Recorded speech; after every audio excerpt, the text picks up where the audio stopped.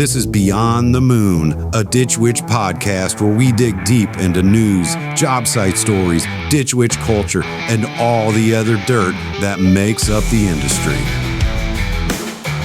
Hey, welcome back to another episode of Beyond the Moon.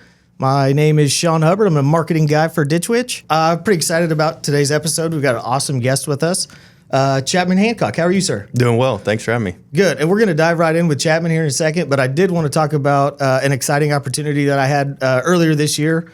I got to walk the plant floor, and I met a guy named Tim Vaughn, who we highlighted on social media, and we also have a newsletter, internal newsletter. So we talked about Tim, and we were celebrating him because in April, he celebrated 50 years at Ditch Witch on the paint line. That's awesome. It's crazy. He started in April 1974, and I went out and talked to him, and I asked him the dumbest question you could possibly ask somebody. I looked right at him and said, Tim, this is probably not a fair question, but how many parts do you think you've painted over 50 years? Millions. Yeah, he's like, he just laughed at me like, you're an idiot. It turns out he wasn't. He's right. I am an idiot. I had no idea. I said, okay, so how about this week? How many did you do this week? And he goes, I'll tell you what, today we'll do somewhere between 1,500 and 3,000 parts. A day. A day.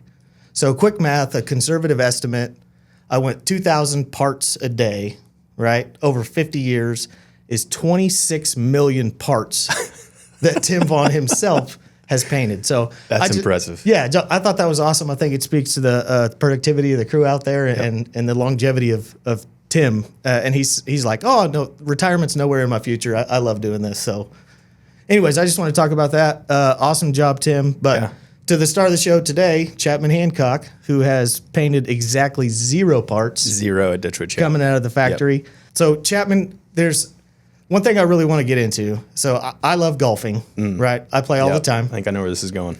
Yeah, Chapman is also a golfer. Leisurely golfer, yeah. At least, not quite as often as I play.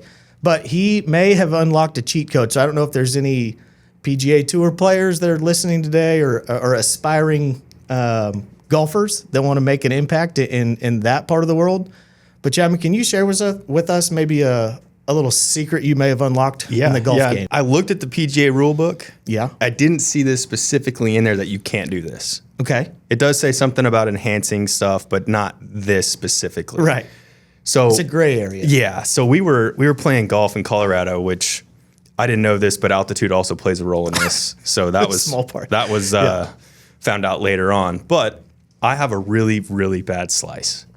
Okay. And as you can imagine, that right-hand turn, I mean, I can hit the ball probably 400 yards. Yeah. But it only goes about 100 yards forwards. Right. So it's a little off to the side. Yeah, I buy a sleeve of balls every time I go. Understood. So we're on this nice course in Colorado, and naturally I get nervous whenever there's houses and nice things along this side, especially on the right. And those houses have like windows. And big windows. Right. Yeah, sliding doors, big windows. And I was talking to a friend, and I was like, man, I don't know about this. I think I'm just going to stick with the irons. I'm not going to swing a driver on this course. And he's like, hey, chicken, you got any chapstick? I'm like, yeah. do I need some? He's like, no. Put it on the face of your golf club. I'm like, why would I do that? He goes, it takes a spin out of it. It's like, all right. Yeah. So we go to the driving range. I'm shanking him. It's horrible. I'm not even making contact. Like this is how the day's gonna go. Yeah. We get on number 1, and I don't put any chapstick on it because I think this guy's just pulling my chains, and I'm like, this isn't real. Right. Shank it to the right. It's like, all right. So second hole, there are nice houses on the right side of the course, big windows. I'm like, all right, we gotta put some chapstick on this club. And I just rear back and hit that ball as hard as I can. I hit it on the toe. That ball flew straighter than I've ever seen a golf ball come off a club before, at least for me. Yeah. And then you can see where it is on the club face, and I was right on the toe, and it just, I mean, I almost won the longest drive. That's never happened. I know. I was playing in that same tournament with you in Colorado. Yep. I remember seeing that long drive marker out there. It was about 80 yards past where I can hit it. Yeah. And then talking to Chapman after the round, he's like, man, I think that long drive contest beat me by like 6 yards. So I think you probably hit that ball 375, 380. Yeah, it was impressive. Yeah. Yeah, and I actually hit into some people on that one. It's like, I know I can't hit it that far. Right. We're going to keep this game moving, and it about hit him. Yeah, so no it doubt. was impressive. No doubt. So, yeah, that's awesome. I'm going to start implementing that in my game and see what happens here. But turns out Chapman is actually not a professional golfer. No. He is something at Ditch Witch and has been. You've had multiple roles within the company. I have, yeah. Right. So let's just talk about that a little bit. If we can kind of hit reset and go down a little serious path for a second. Okay. Give me a little bit of Chapman Hancock background at Ditch Witch. When did you start? Where did you start? Departments you've been in, that kind of fun stuff. Yeah. So I started at Ditch Witch in 2014. Graduated Oklahoma State with a mechanical engineering degree. Didn't really know what I wanted to do with it. Got out of school, went into the oil field for a little bit, and then came home trying to figure it out. Looking through, I don't know what job search it was, but I found a downhole tool engineer at Ditch Witch. Yeah. And I was like, wow, if I was in the oil field, I could do that. Yeah, that's underground. And applied for it and got the job. So I was given that opportunity to come into Ditch Witch, work as an engineer for the downhole tools. Did that for about a year and a half. Really enjoyed it. Played a role in our reamer design, the way we are today.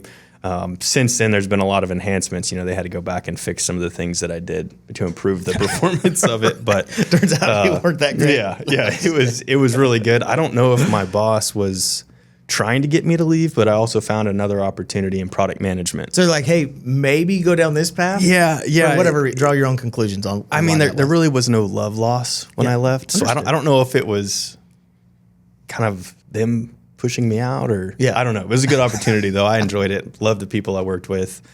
And then from there went into product management. I managed our parts, and at the time we called it electronic tools. So it was our telematics, our little bit of like parts lookup, some of that stuff, and did that for a little while. And then vacuum excavation product manager came open. So I knew a little bit about our HDD side and the concept there.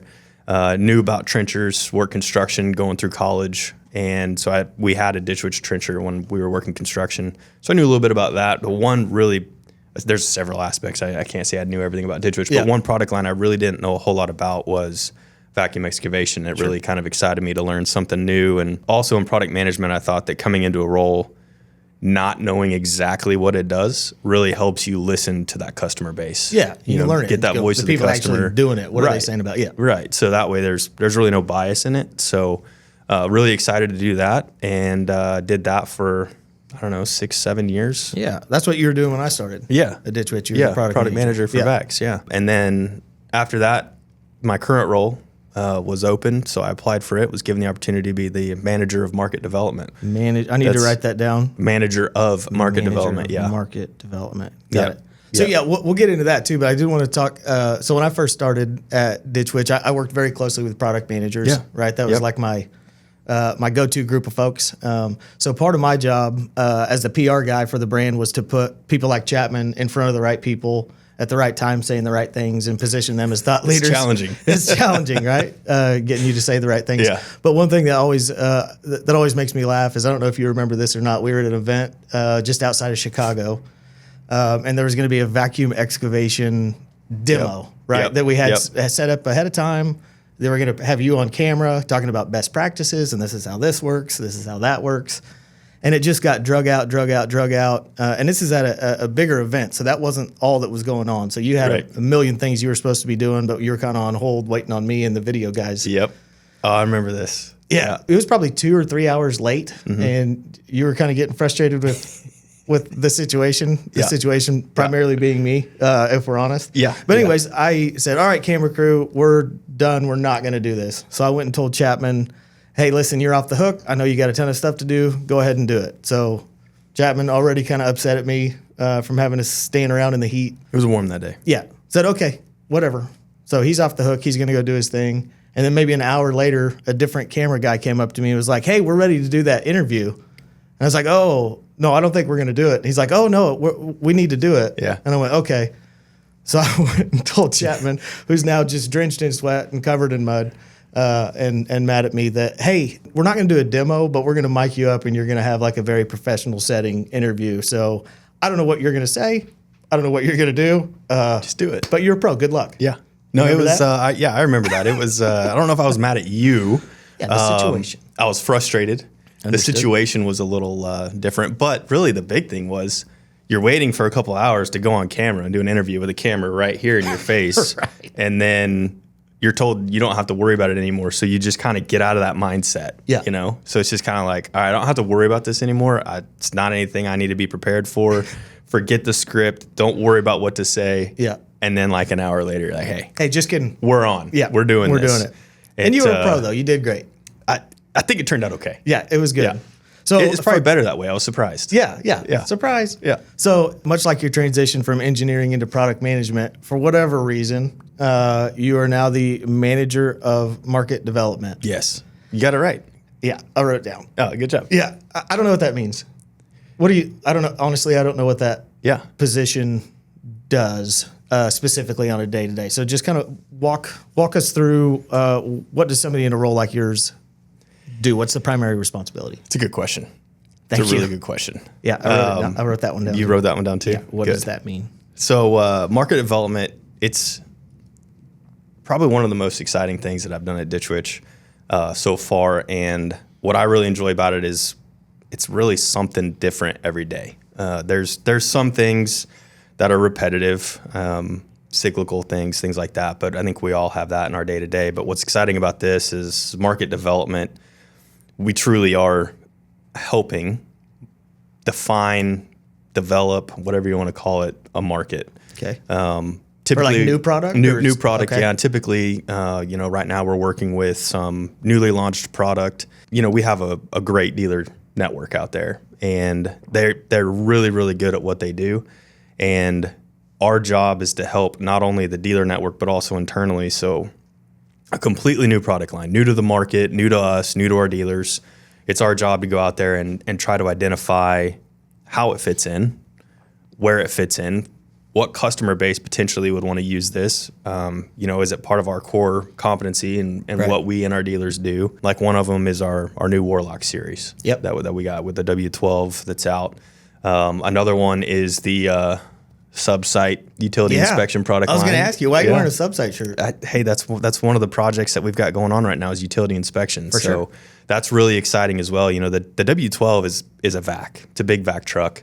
Our dealers have been dealing with vacs for 20 plus years. So they kind of understand that. It's a little bit different customer base. It's a little bit bigger, but it does the same thing, right? Yep. So utility inspection is really fun. It's new. It's basically, as an engineer, it kind of get on a little geek mode here because it's little robots that have a camera on them that you drive down storm drains right. or sewer mains, things like that, and go and inspect it. So you just play with remote control? Yeah, pretty much every day. Yeah. That's awesome. I want to be a manager of market development. Yeah, it's really fun. That sounds awesome. Yeah, it's really fun. No, that's cool, man. Yeah, so that's just a glimpse into what Chapman does day to day. And we referenced the Subsite shirt, which is a sister company of Ditch Witch. Right, yep. So all the brands within Ditch Witch, right? So we have Ditch Witch, Subsite, American Augers, Trincor, Radius. Do you touch all of those brands, or do you focus on one at a time, or how does that work? Kind of depends on each brand, really. Okay. So, what new things does the brand have? Radius is established. Yep. American Augers Trincor is established. So it really just depends on if there's anything new or if they need assistance in defining a market or a path to market, things like that, then that's when we would step in and help out if asked. Cool. But really our job is to essentially take this, identify, implement processes that are, within a Ditch Witch division already, and hand it off to the division. So I gotcha. At some point, we could be touching all the brands. Cool. That's what makes it fun. Does your marketing background come into play at all with your day-to-day now? I know you were talking about that with the subsite utility inspection stuff, but Yep. Is it more analytical or like is there engineering part involved? Yeah, I think that's probably what I like most about this job is we do get to touch a little bit of everything. We get to work with all different departments. We work with sales, we work with product management, we work with accounting, we work with marketing really closely. So the marketing team's great. We get to dabble in a little bit of everything with this team and just help out wherever we need to. So yeah, a little bit of everything. Awesome, mate. Well, I think that's about all I had. So, I was going to go ahead and wrap up today with just kind of a random question to get to know Chapman a little bit. And he's not seen this question before. So, work or otherwise, probably more on the personal vacation list. Where's the best vacation spot Chapman or the Hancock family has visited? Where do you like to go? Oh, that's a good one.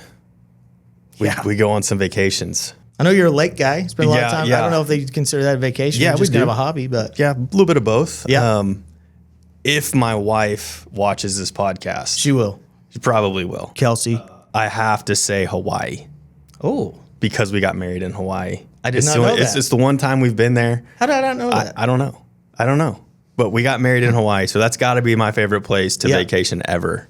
But if there was a second choice, Right. it would probably be Colorado. We love the mountains. I gotcha. And then definitely lake weekends.